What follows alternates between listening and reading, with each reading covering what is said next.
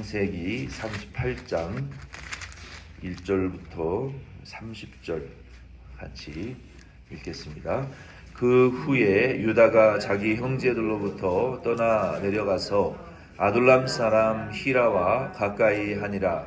유다가 거기서 가나안 사람 수아라 하는 자의 딸을 보고 그를 데리고 동침하니 그가 임신하여 아들을 낳음에 유다가 그의 이름을 엘이라 하니라.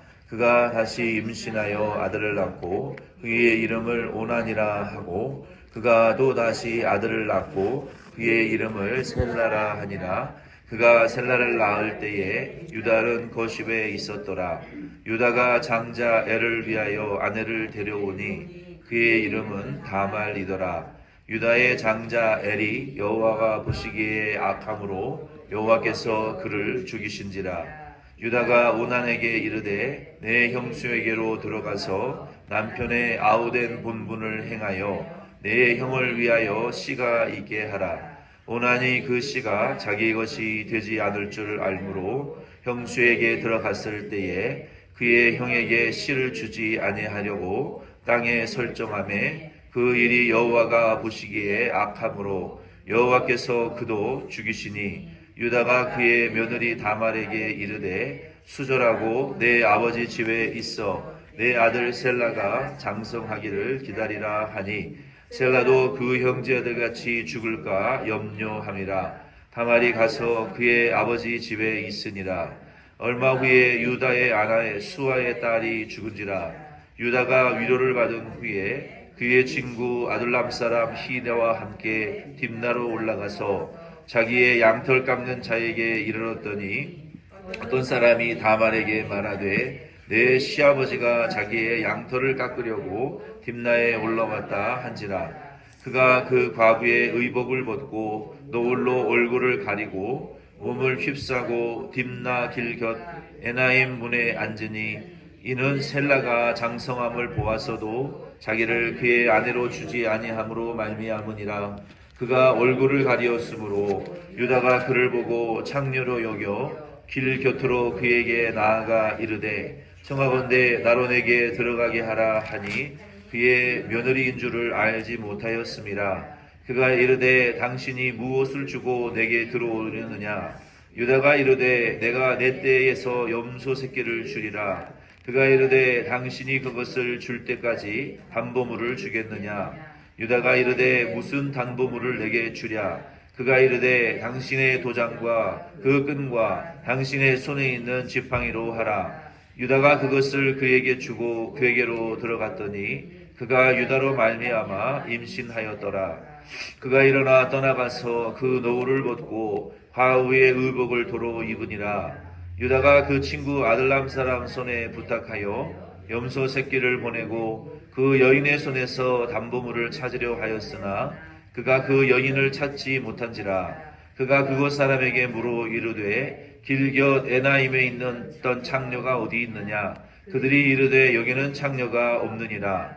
그가 유다에게로 돌아와 이르되 내가 그를 찾지 못하였고 그곳 사람도 이르기를 거기에는 창녀가 없다 하더이다 하더라.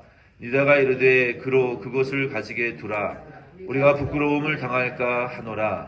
내가 이 염소 새끼를 보냈으나 그대가 그를 찾지 못하였느니라. 석 달쯤 후에 어떤 사람이 유다에게 일러 말하되 내 며느리 다말이 행음하였고 그 행음함으로 말미암아 임신하였느니라. 유다가 이르되 그를 끌어내어 불사르라. 여인이 끌려 나갈 때에 사람을 보내어 시아버지에게 이르되 이 물건 임자로 말미암아 임신하였나이다. 청하건대 보소서 이 도장과 그 끈과 지팡이가 누구의 것이니까 한지라. 유다가 그것을 알아보고 이르되 그는 나보다 옳도다. 내가 그를 내 아들 셀라에게 주지 아니하였음이로다 하고 다시는 그를 가까이 하지 아니하였더라. 해산할 때에 보니 쌍태라.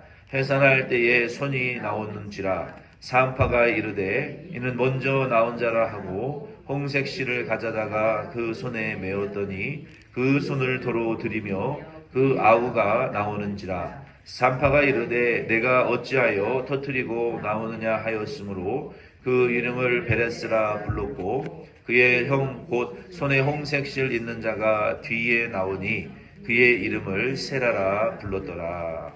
아멘. 창세기 38장 말씀은 새로운 피조물이 되었다면 뒤돌아서지 않아야 된다라는 요 은혜의 말씀을 우리가 좀 묵상하면 좋겠습니다. 유다는 이 하나님의 말씀을 쫓아서 결혼하지 않았고 결국 또 가나안 이방 여인을 맞이하여 결혼을 해서 아들을 셋을 낳게 됩니다.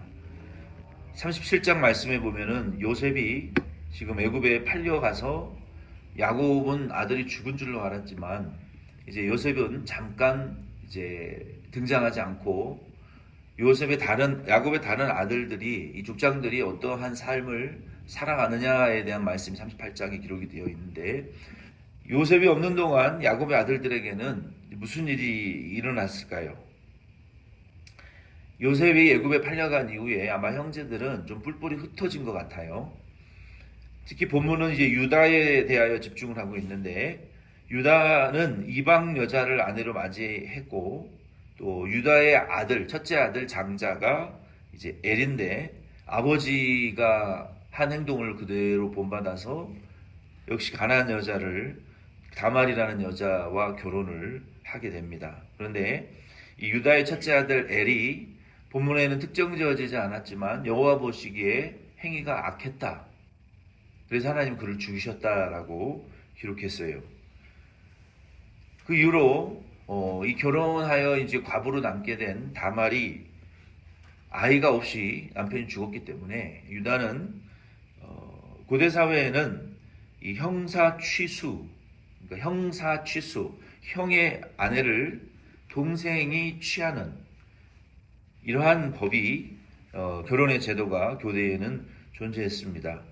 이런 고대 유목민족의 사회에서는 형사취수, 그러니까 계대 결혼법, 유대인들에게 있었던 구약에 등장하는 그 계대 결혼법, 형사취수의 결혼 제도가 고대 이스라엘에 있었고 또 흉노족이나 부여, 한국이죠, 대한민국이죠, 몽골, 고구려에도 형사취수, 형이 결혼하고 죽으면 동생이 형의 아내를 취하는 이 계대 결혼법이 유대인들에게만 있었던 것이 아니라 한민족에게도 중국과 고려에도 또 몽골에도 고대 유목민족에 이러한 제도들이 있었고 이후에는 이제 폐지되었는데 이러한 제도의 목적은 가문의 대를 잇고 사회 경제적인 보호와 종족의 재산을 유지하고자 하는 이런 목적으로 시행이 되어 됐습니다. 그래서 유다의 첫째 아들 엘의 동생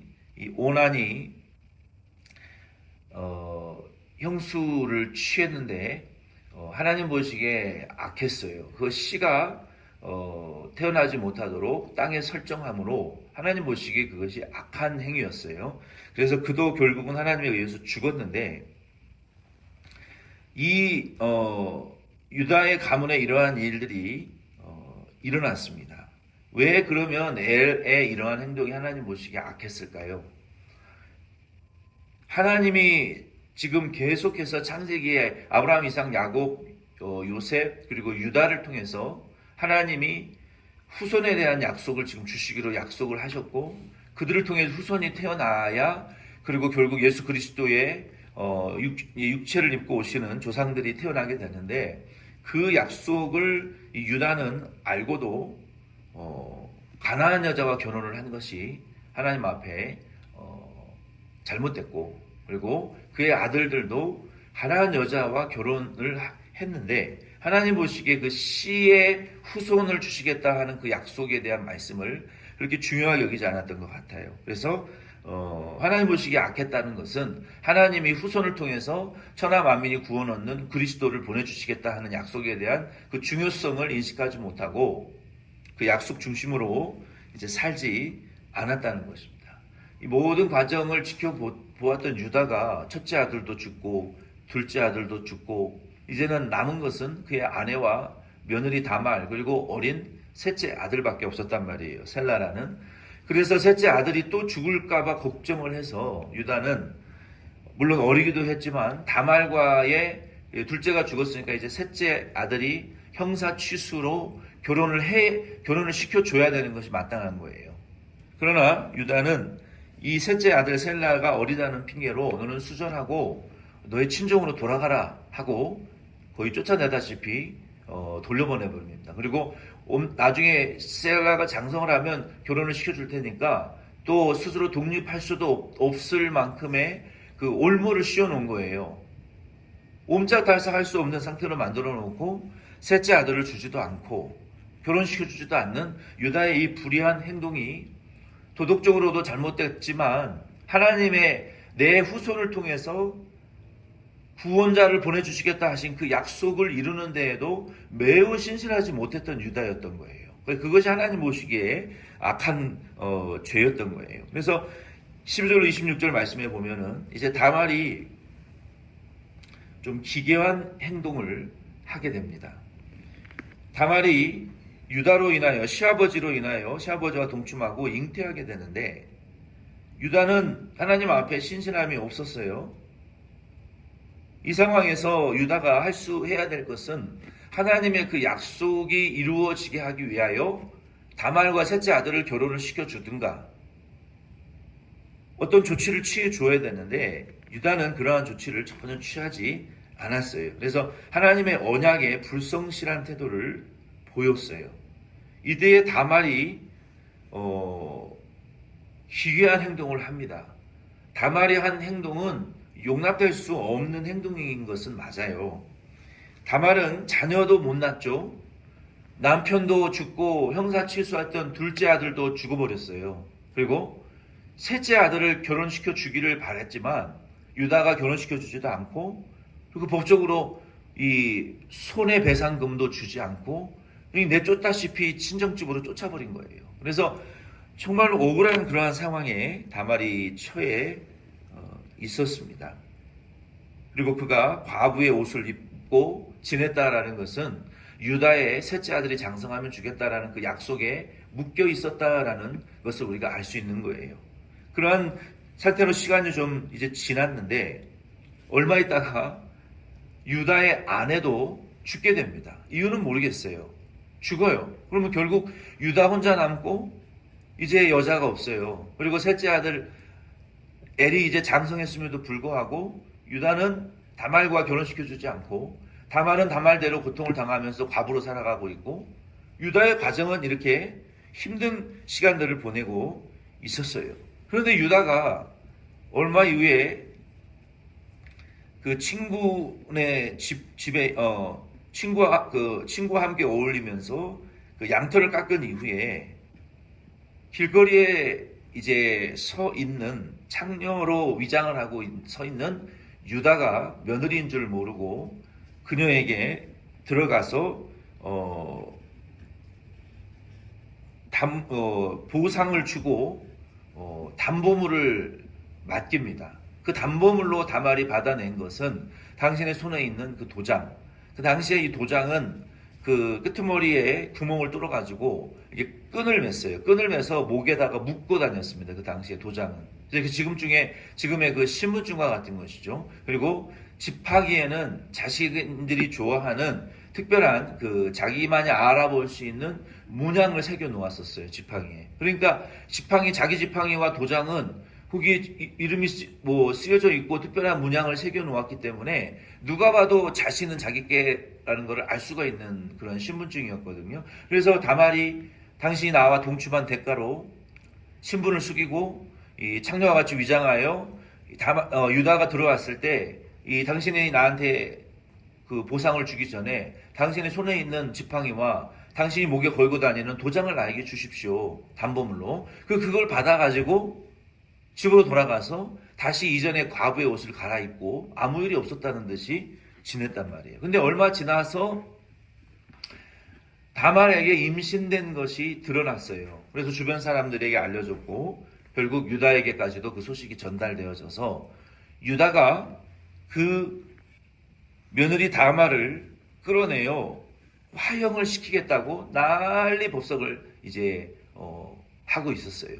그때에 다말이 끌려가면서 유다가 담보물로 준 그 지팡이와 도장을 보내주면서 이것들의 임자로 내가 임신되었다. 그리고 유다가 그것을 받아본 이후에 결국은 그 여자가 자기의 며느리 다말이었고, 본문 말씀에 보면은 셀라가 장성했음에도 불구하고 다말과의 결혼을 시켜주지 않은 유다의 불의함으로 내 잘못 때문에 이 모든 일이 이렇게 된 것이구나라고 깨닫고 두 번 다시는 다말을 가까이 하지 아니하였다라고 자기의 잘못을 시인하였다라고 본문은 기록하고 있습니다. 그리고 결과적으로는 다말을 통해서 예수 그리스도의 조상 다윗의 조상 베레스가 아들 둘을 쌍둥이를 낳았는데 베레스를 낳고 베레스는 다윗의 그 조상의 아버지가 됩니다. 그리고 그를 통하여 예수 그리스도가 태어나게 되고 룻기 4장 12절과 17절 말씀에는 장로들이 보아스와 나오미를 축복하면서 유다와 다말을 통해서 우리의 조상 베레스가 태어났던 것처럼 너희들을 통해서도 하나님의 약속이 이루어지기를 원한다라고 굉장히 그걸 중대하게 평가하는 내용을 우리가 찾아볼 수가 있습니다. 오늘 이 본문 말씀을 통해서 우리의 삶에 이 말씀을 적용해 본다면 이 다말의 행동은 윤리적인 기준으로 보았을 때는 정말 형편없이 모자라고 정말 부끄럽고 수치스러운, 성경에 들어갈 수 없을 만큼 수치스럽고 부끄러운, 정말 어떻게 이런 그 세속적인 관점으로 보면 며느리와 시아버지의 관계에서 태어난 이러한 정말 추악한 그 후손이 예수 그리스도가 될 수 있는가라고 우리가 생각할 수 있어요. 그러나 윤리적인 기준으로 보았을 때는 형편없이 모자라고 정말로 고귀하지 못한 행동이지만 우리가 이 말씀을 통해서 깨달아야 될 것이 있어요. 예수님께서 마태복음 9장 12절로 13절 말씀에 보면은 예수님이 오신 목적이, 그러니까 우리 교회가, 어떤 목사님이 그렇게 얘기를 하더라고요. 교회가 중산층화 되어지면 안 된다. 엘리트화 되어지면 안 된다. 좀 맞는 말이라고 생각을 해요. 너무 요즘 귀민 교회가요, 그룹화 되어져 있어요. 중산층화 되어져 가지고 가난한 사람은 교회에 올 수가 없어요. 너무 엘리트 계층화 되어져 가지고 무식한 사람들은 교회에 올 수가 없을 정도로 문턱이 교회가 높아져 버렸단 말이에요. 근데 예수님께서 데리고 다니신 제자들은 엘리트들이 아니었어요. 무식하기 짝이 없는 사람들이었고 지식이 없는 아주 극빈층, 중산층도 아니었어요. 아주 가난한 자들이었어요. 제일 하층민들. 근데 오늘날 교회는 너무 엘리트화 되어져 가고 있고 너무 중산층화 되어져, 그룹화 되어져 가고 있어요. 그래서 가난한 자들은 중산층들처럼 옷을 못 입고 좋은 차를 못 타고 좋은 집을 갖지 못해요. 그래서 그들과 함께 어울릴 수가 없어요. 교회 가도. 지식이 작은 분들은 중산층들과 쓰는 단어가 다르고 말이 다르고 수준이 달라요. 삶의 질이 달라요. 그래서 교회 가도 차별을 느낀다는 거예요. 이게 오늘날 현대 교회의 특징이에요. 근데 예수님께서 마태복음 9장 12절로 13절 말씀에 뭐라고 말씀하셨냐면은 나는 죄인을 부르러 왔다. 오늘 이 말씀을 통해서 우리가 교회가 어떠해야 되느냐. 교회는 그룹화되어지고 신분이 나눠주어 있으면 안 되는 거예요. 교회는 신분이나 빈부나 지식의 여부에 계층의 차이가 없이 어느 누구든지 와서 예수 믿고 어느 누구든지 예수 안에서 자유하고 제사함 받은 기쁨으로 충만하고 예수의 의와 복음으로 충만한 은혜를 누릴 수 있는 곳이 교회가 되어야 된다는 것을 여러분 꼭 유념하시길 바랍니다. 그래서 교회는 그 중심으로 나아가야 되는 거예요. 우리가 말 한마디 하고 행동을 하고 어떤 봉사와 사역을 하든지 간에 그 안에 우리의 지식, 엘리트적인 지식이나 우리의 계층화된 인간의 그 계층적인 문화들이 교회 안에 들어와 있으면 안 되는 거예요. 서민적이고 모두가 제너럴하게 받아들일 수 있는 그러한 행동 양식이 교회 안에 들어와 있어야지 교회의 예배와 모든 형식과 이러한 친교와 행사들이 너무 엘리트화 되어져 있으면 안 된다는 거예요. 문턱이 높으면 안 된다는 거예요. 누구나 슈리닝을 입고도 올 수 있는 교회가 되어야 되고, 부시시한 머리를 가지고 와서도 은혜 받을 수 있는 그런 교회가 되어야 되고, 그런 겉껍데기로 우리가 예배 문턱을 높여놓고 교회 문턱을 높여놔서는 그런 교회는 진정한 교회라고 할 수가 없어요. 주님이 바라시는 교회. 두 번째는, 그러면 예수님을 믿는 이 믿음에 있어서 우리는 이전에 세상에 어떤 배경과 신분의 차별이 무슨 죄를 지었든지 무슨 경험을 했든지 예수 그리스도 안에서 다 용서받았다면 그 사람을 과거의 기준으로 판단해서는 안 된다는 거예요. 여러분, 예수님께서 제자들을 대하셨을 때 저는 참 그게 예수님이 좋아요. 보세요. 예수님이 베드로를 대할 때 예수님이 과거에 간음의 죄를 지었던 그 여인을 대할 때, 과거에 참 문란한 삶을 살았던 그 여자를 대할 때, 죄인들을 대할 때, 그리고 사람들이 쓰레기만도 못하게 대한 그 텍스 컬렉터, 정말로 인간으로도 취급하지 않는 동물과 같이 취급하는 더러운 그러한 무시하는 사람들을 취할 때 예수님께서 그 사람들을 어떻게 대해주셨는지 한번 태도를 기억을 해보세요. 그 사람의 과거로 그 사람을 대하지 않았다니까요.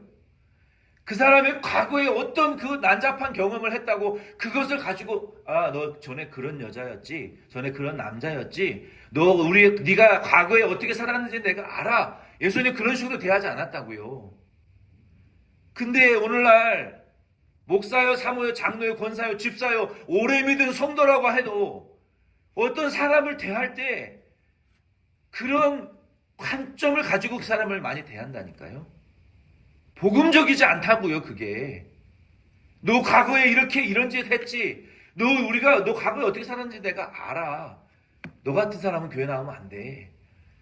이게 복음이 아니라고요. 아멘이십니까? 우리 교회는요, 과거에 어떤 난잡하고 더럽고 쓰레기와 같은 삶을 우리가 살았어도요, 그 사람이 교회에 오면, 예수 믿으면 그 사람을 복음 안에서 한 형제요 자매로 오늘 우리가 불렀던 찬송을 우리가 기억을 하시면서 산천도 초목도 다 예수 안에서 새로운 피조물로 이제는 옛날도 과거도 친구도 원수도 다 예수 안에서 한 형제요 자매된 복음으로 거듭난 예수의 피로 형제된 자들로 인정하시고 대접하시고, 과거에는 그랬지만 지금은 예수 믿고 다 용서받고 그런 사람 아니야. 우리 교회 안에서 변화됐고 복음 안에서 변화된 형제야 자매야. 예수의 복음으로 새롭게 된 사람이야. 그런 말 하지 마. 이렇게 변화돼야 진정한 그리스도인이죠. 오래 믿어도 사람을 과거에 그 행동으로 지금도 그렇게 판단하고 낙인 찍어가지고 욕하고 비난하고 사람 취급 안 하는 것은 그거 진정한 그리스도인이라고 할 수 없어요. 우리 교회는 한번 예수 믿고 거듭나서 중요한 것은요, 우리가 그러면 뭐가 중요하냐면요, 우리가 이제 거듭났잖아요. 예수 믿고 중생한 그리스도인이 됐잖아요. 그러면 중요한 것은 과거로 다시 돌아가지 않으면 되는 거예요. 옛날의 죄인으로 돌아가지 않으면 되는 거예요. 다시는 죄를 짓지 말아라. 너 만약에 똑같은 죄를 지으면 너 내가 예수 믿어서 고쳐주지 않았느냐? 이전에 들어왔던 귀신과 질병보다 더 센 것들이 너를 괴롭힐 것이다. 여러분, 우리가 예수 믿고도 과거의 죄로 돌아가잖아요. 지금의 고통보다도 2배 이상 고통당해요.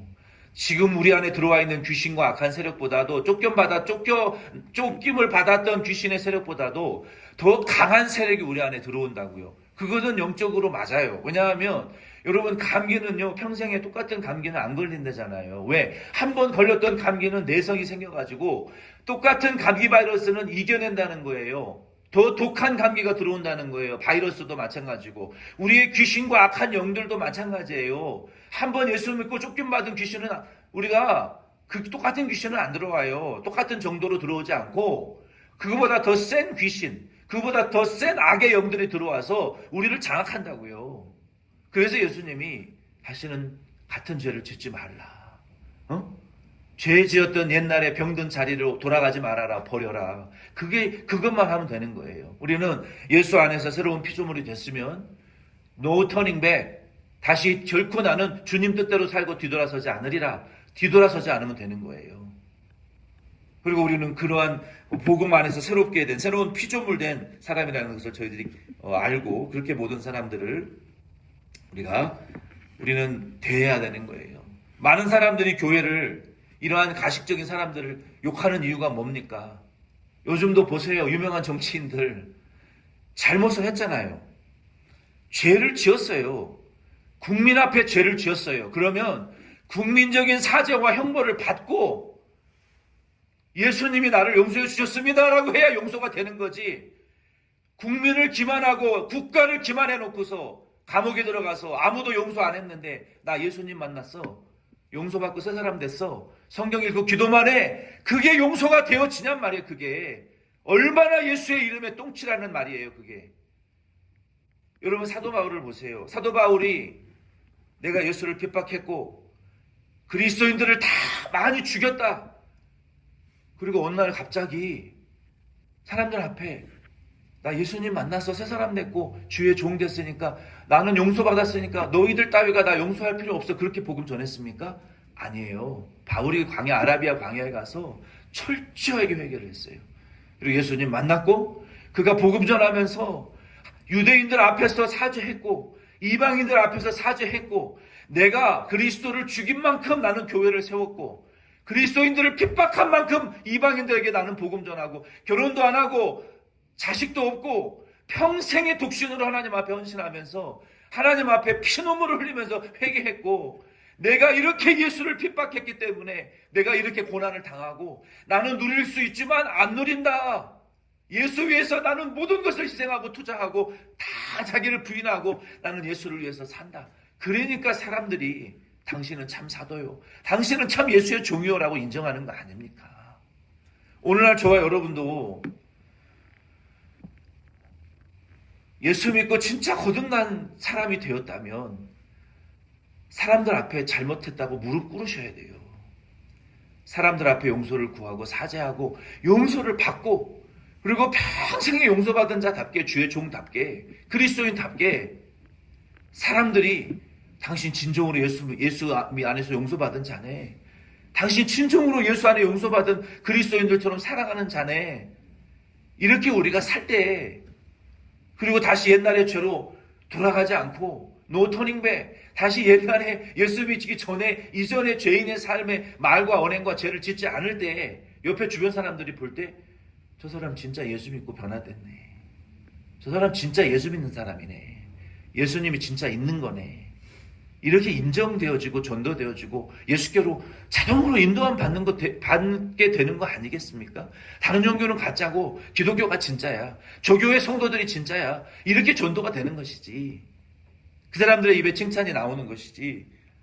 하나님의 영광이 돌려지는 것입니다. 그래서 우리는 어떻게 다말이 유다와 저런 짓을 짓고 예수의 조상이 될 수가 있어. 이런 성경은 내가 안 믿어. 그런데 다르게 생각을 해보세요.